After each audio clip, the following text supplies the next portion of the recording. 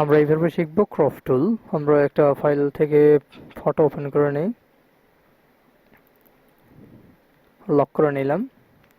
Crop মানে হচ্ছে কাটা, সেটা আপনারা বুঝে নিই। এখন আমরা কতটুকু কাটবো আমি সেটা আমার ইচ্ছা মতো এটা আমরা কেটে নিব, যেটুকু আমাদের দরকার হয় সেটুকু। এগুলো আপনারা ঘুরে পেঁচে অনেক সময় কিছু করতে পারেন, এগুলো আপনাদের দরকার নাই। এটা বাদ, কন্ট্রোল দিয়ে যে করলাম।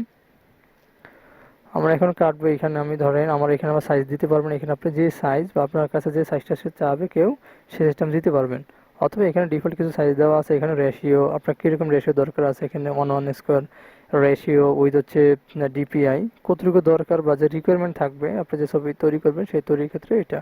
যেন আপনি যদি এখানে এটাকে পাসপোর্ট সাইজ ছবি তৈরি করেন, সেই ক্ষেত্রে এটাকে যেন আপনার এটুকু দরকার, এটা আপনার পাসপোর্ট সাইজ তৈরি করবেন, আপনি কেটে নিলেন এটুকু, যেটুকু দরকার ওইটুকু। এখন ইমেজে আসলেন, ইমেজ থেকে এখানে সাইজ দিলেন, যে সাইজ আপনার দরকার সেই সাইজ আপনি এখানে দিয়ে দিলেন। মানে এখানে 1.53 1.96, এখানে 300 পাসপোর্টের ক্ষেত্রে ইউজ করা হয়। হ্যাঁ, এখন আপনি একটা নতুন নেন, এ4 সাইজের পেপার নিলেন, এখান থেকে এটা আপনি নিলেন, ছবিটা নিলেন, কন্ট্রোল দিয়ে দিলেন বা এটাকে টেনে এখানে নিয়ে দিলেন, ফাইন, শেষ। এটা হয়ে গেল। এখানে 4 কপি বসিয়ে দিলেন, আপনার যেটুকু দরকার এনাফ। এখন যখন হচ্ছে আপনার অনেকটা দরকার হবে, তখন আপনি এখানে আলটা ধরে এটাকে দিতে পারেন। এভাবে আলটা ধরলে এটা চলে যাবে। আলটা ধরলে এভাবে হচ্ছে আপনি টেনে টেনে নিতে, যতগুলো দরকার ততগুলো আপনি নিতে পারবেন। এখানে আপনার কাটা শেষ, ফাইন। এখন হচ্ছে পার্সপেক্টিভ ক্রপ টুলের কাজ কি এটা দেখানোর জন্য আমি একটা নতুন আরেকটা ফটো নিয়ে নেই।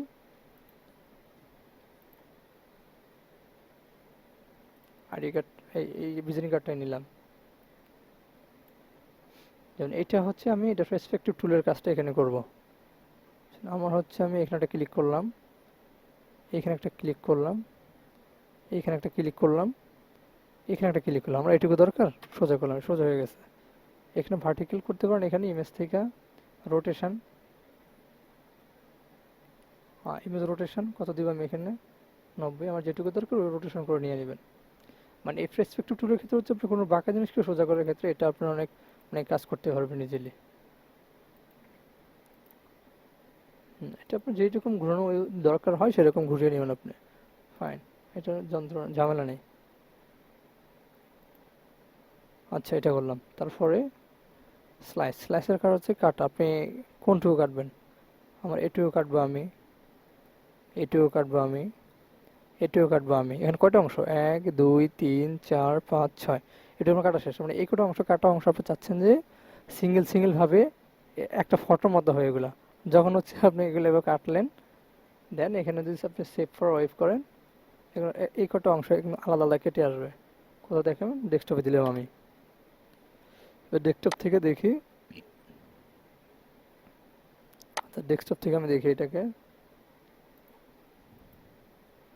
ডেস্কটপে আমি এখানে রাখলাম, এই যে এখানে 9টা অংশ কেটেছে, 9টা অংশ হচ্ছে এখানে আলাদা আলাদা কেটে গেছে। এসে স্লাইস,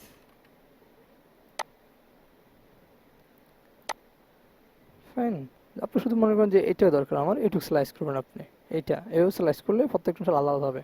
তারপর আসেন সিলেক্ট স্লাইস টুল। সিলেক্ট স্লাইস টুল হচ্ছে এটা হচ্ছে সিলেক্ট একটা স্লাইস অংশ, এটা একটা স্লাইসের অংশ, এটা একটা স্লাইসের অংশ, এটা একটা স্লাইডের অংশ। এখন আপনি সিলেক্ট করলেন, আপনি যেমন এই সিলেক্টটা আপনার দরকার নাই, আপনি এটাকে সিলেক্ট করলেন, এটাকে সিলেক্ট করলেন, এটাকে সিলেক্ট করলেন বা এটাকে সিলেক্ট করলেন। সিলেক্ট করে এটা হচ্ছে আপনি ডিলিট ক্লিক করবেন, সিলেক্ট করে ডিলিট, সিলেক্ট করে ডিলিট করবেন। এবার সিলেক্ট করবেন, select delete, select delete, select করবেন, ডিলিট করবেন। আপনার যে অংশটা দরকার নেই সেই অংশ আপনি ডিলিট করে দেবেন, এনাফ।